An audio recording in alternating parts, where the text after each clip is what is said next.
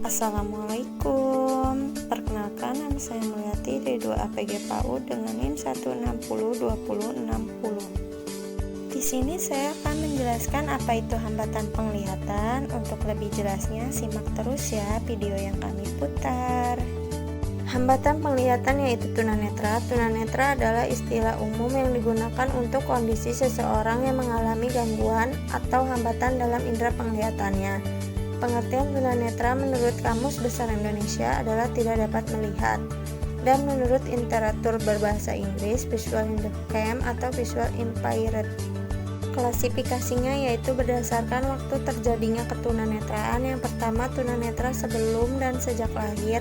Kedua, tunanetra setelah lahir atau pada usia kecil. Ketiga, tunanetra usia sekolah atau pada masa remaja. Yang keempat, tunanetra pada usia dewasa. Dan yang terakhir, tunanetra dalam usia lanjut. Dua faktor yang menyebabkan gangguan penglihatan. Yang pertama, faktor internal. Di dalam tubuh manusia terdapat triliun sel yang berasal dari segumpal sel hasil pertemuan sel telur dan sperma. Pada umumnya, faktor keturunan terdapat pada inti sel atau nukleus dalam bentuk kromosom yang berjumlah 23 pasang. DNA ini selanjutnya membentuk gen-gen yang berupa membawa sifat bagian setiap karakteristik dalam tubuh. Yang kedua, faktor eksternal. Faktor eksternal yang dimaksud di sini merupakan penyebab ketunanetraan yang berasal dari luar diri individu.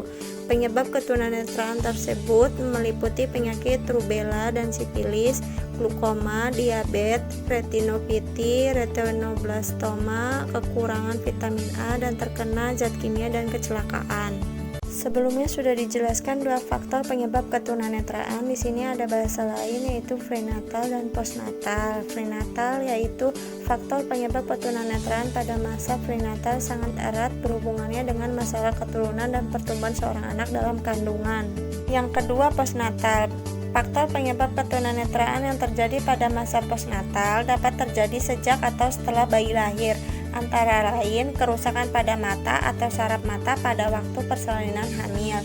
Ibu menderita penyakit Gonorrhea, penyakit mata lain yang menyebabkan ketunanetraan seperti traukoma dan akibat kecelakaan. Berdasarkan kemampuan daya penglihatan yaitu tunanetra ringan, tunanetra setengah berat, dan tunanetra berat.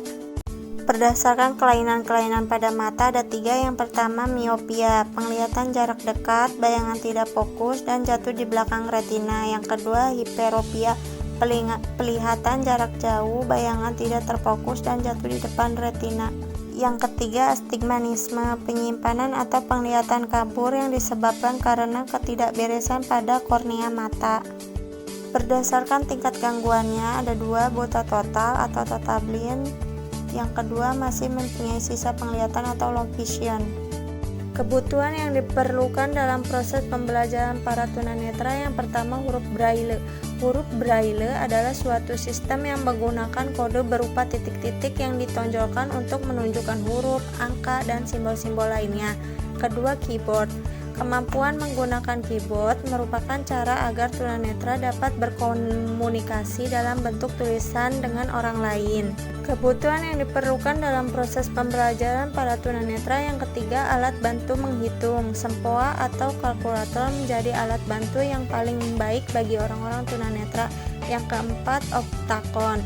Mesin ini bisa membuat penyandang tunanetra mengakses materi-materi yang dulu tidak mungkin diperoleh. Tetapi kendalanya adalah harganya yang mahal. Nah, tadi itu penjelasan hambatan penglihatan. Terima kasih sudah melihat dan mendengarkan dari penjelasan yang kami jelaskan. Mohon maaf bila ada kesalahan dan kekurangan.